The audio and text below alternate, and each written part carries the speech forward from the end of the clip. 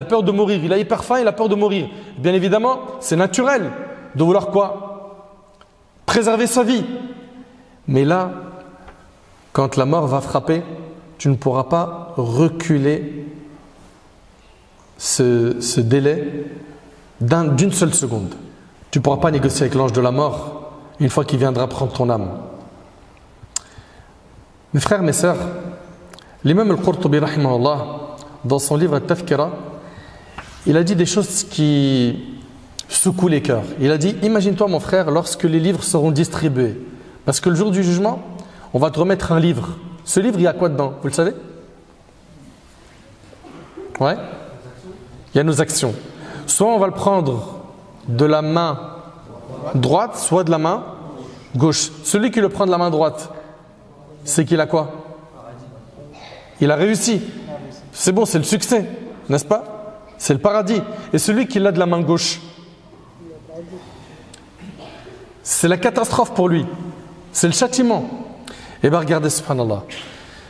Al-Qurtubi, rahimahullah, il dit, imagine-toi mon frère, lorsque les livres seront distribués, les balances mises en place et que tu seras appelé par ton nom au milieu de cette foule de créatures. L'humanité entière, elle sera ressuscitée sur la même terre, au même moment. Et ça, on parlera, Inch'Allah, du jour du jugement plus tard avec détail. Imagine-toi l'humanité, depuis la création de Adam jusqu'au dernier homme, tous sur la même terre. Et tu seras appelé par ton nom au milieu de cette foule de créatures. Où est un tel, fils d'un tel, qu'il se présente devant Allah? Allahu Akbar. Allahu Akbar. Et que les anges auront reçu l'ordre de t'amener auprès d'Allah.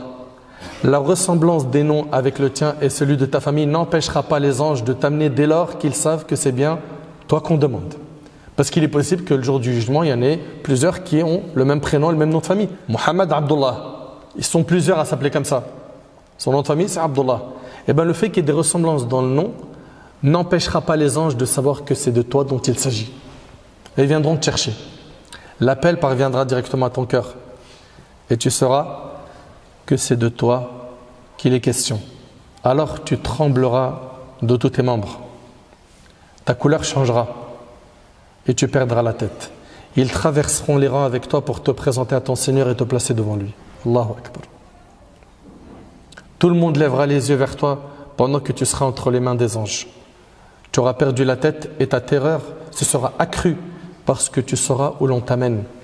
Certains parmi vous, ils sont peut-être rentrés une fois dans un tribunal dans ce bas monde, soit pour une affaire qui les concerne, pour des bêtises qu'ils ont fait, ou soit pour un ami, quelqu'un de la famille qui était condamné. Et ils attendaient le jugement. Et ça fait froid dans le dos d'être haut dans un tribunal. Et ils sont là, les gens, ils attendent avec impatience. Qu'est-ce que le juge il va dire? Ça va être quoi sa peine? Il va prendre combien d'années?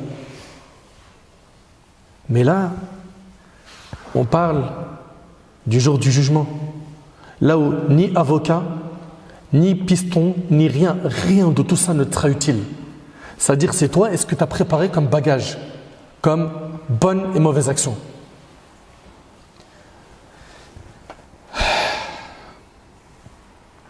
Imagine cet instant où tu te trouveras face à ton Seigneur tenant en main un registre fournissant tous les détails de tes œuvres, n'omettant aucune action que tu as voilée, ni aucun secret que tu as dissimulé. Tu liras tout cela d'une voix abattue avec un cœur brisé.